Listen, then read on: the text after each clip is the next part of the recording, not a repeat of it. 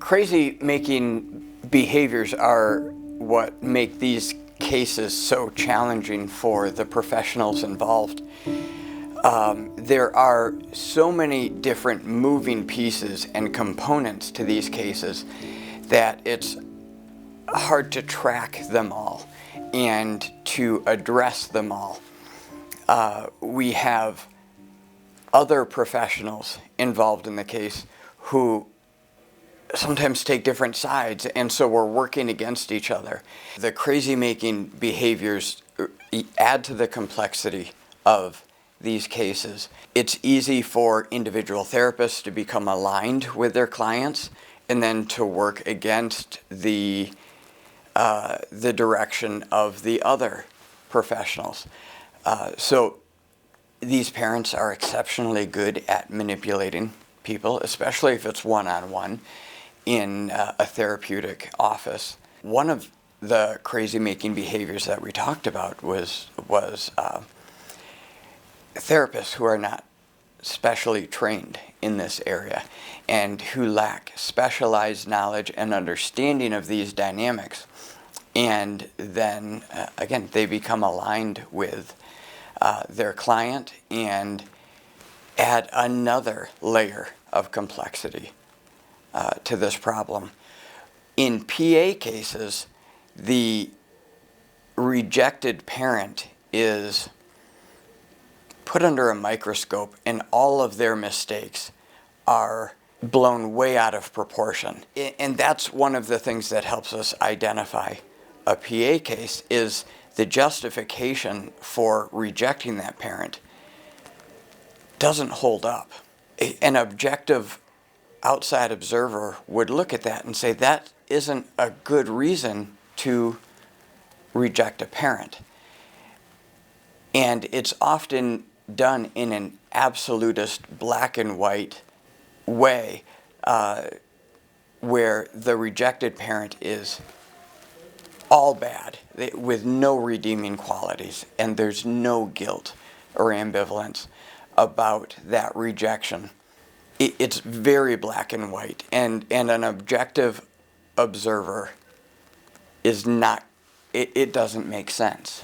There is an intense push in child abuse cases to reunite families, to keep them together, whether it's physical abuse, substance abuse, domestic violence. They provide services and reunite the family as quickly as possible. And that's just as a general rule, that's the goal. And there, I can see there's justification to that.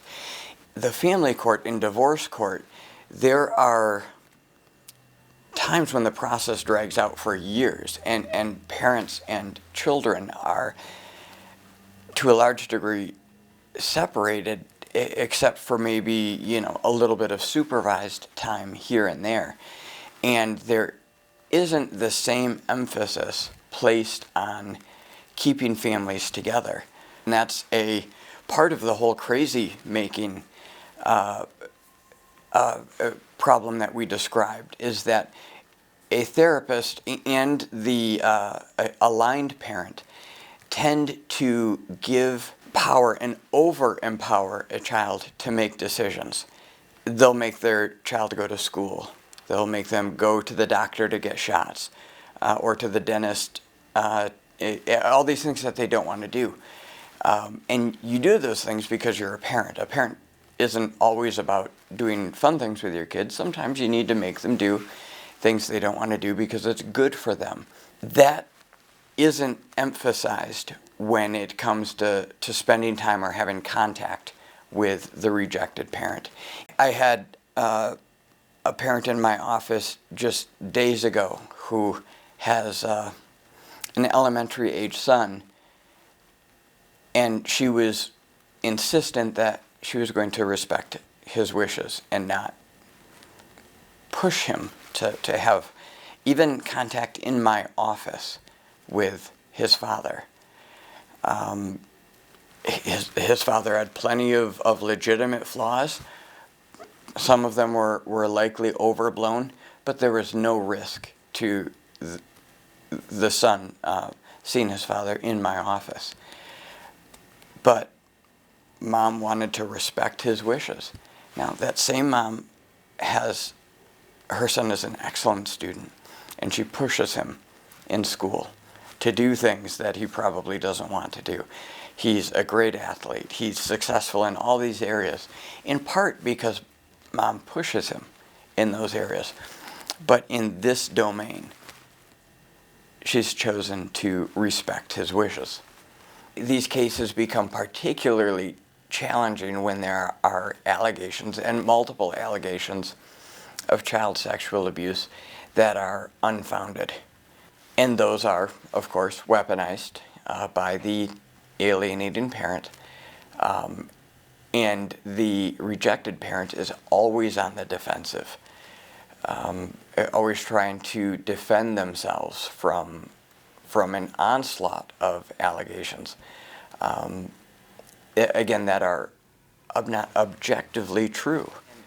You know, I have a young daughter, had long hair until recently, and I would help, my wife would help, depending on who was home or available, would help rinse the conditioner out of her hair.